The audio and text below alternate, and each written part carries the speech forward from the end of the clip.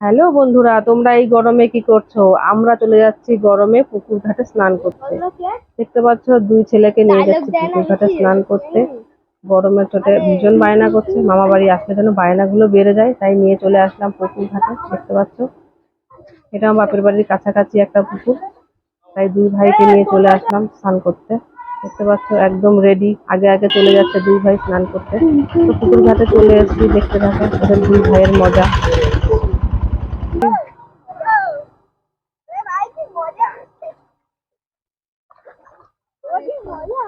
না, দূরে যাবি না। না না, দূরে যাবি না, দূরে যাবি না। সাগর আর যাবি না, ময়ূক আর যাবি না, এইদিকেই থাকবি, এই সিঁড়িতেই থাকবি।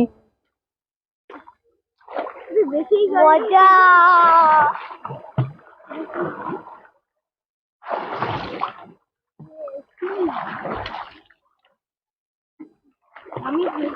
ময়ূক একটু নাপ, ডুব দে দেখি।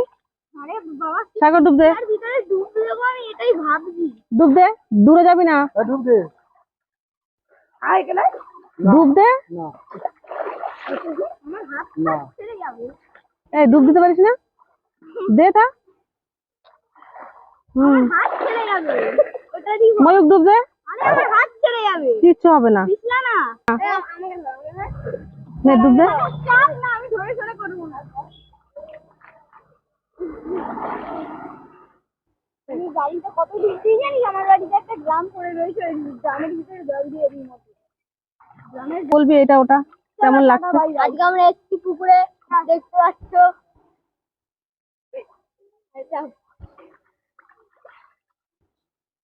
জলটা পুরো নীল, মাথা ভিজে দিতে জানিস? ওটাই মেন কথা। আয় আজ আচ্ছা এদিকে চলে আয়।